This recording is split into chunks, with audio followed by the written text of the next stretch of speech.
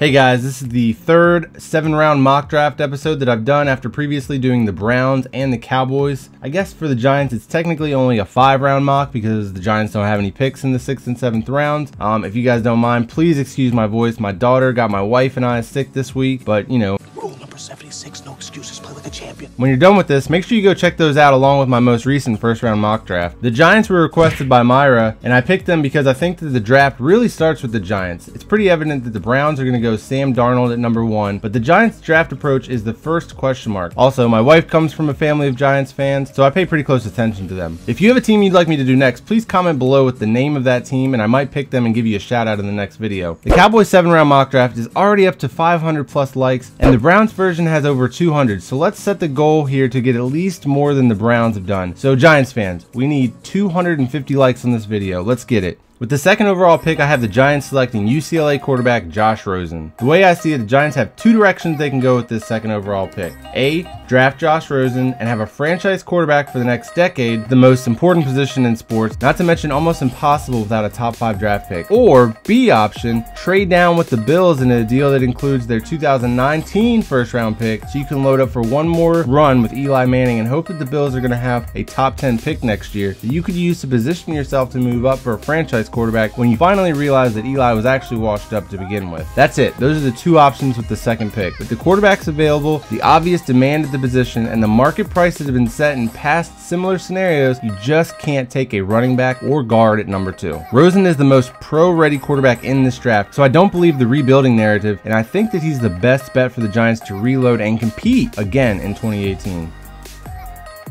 In the 2nd round with pick number 34, I have the Giants selecting USC running back Ronald Jones. Ronald Jones is the biggest reason the Giants can feel comfortable passing on Saquon Barkley at number 2. The running backs are not likely to go in the late 1st, and they'll have their pick of the litter in early round 2. In my opinion, Rojo has the highest ceiling of all the running backs behind Saquon Barkley. Sony Michel is my other pet cat at running back, and either one of them would be an ideal pairing with Rosen. I would have expected a faster 40-yard dash time, but I know I've seen the game speed and agility, and I believe he's faster than the timed speed at the combine.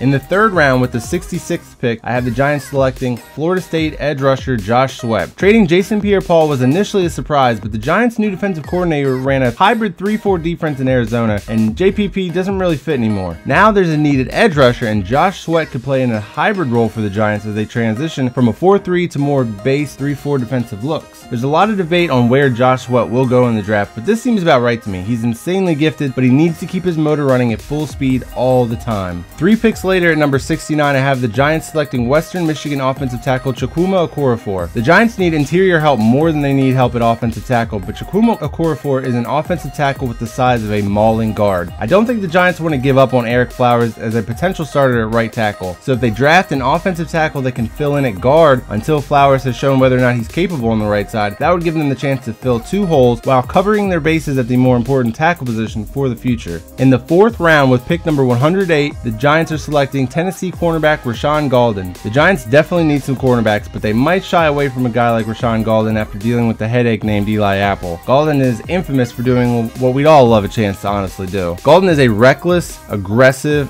big corner and was probably the best player on a very struggling Tennessee team. He probably could have been one of the top cornerbacks in the 2019 draft but declared early, but honestly, better men than Gaulden would have left that mess in Tennessee too.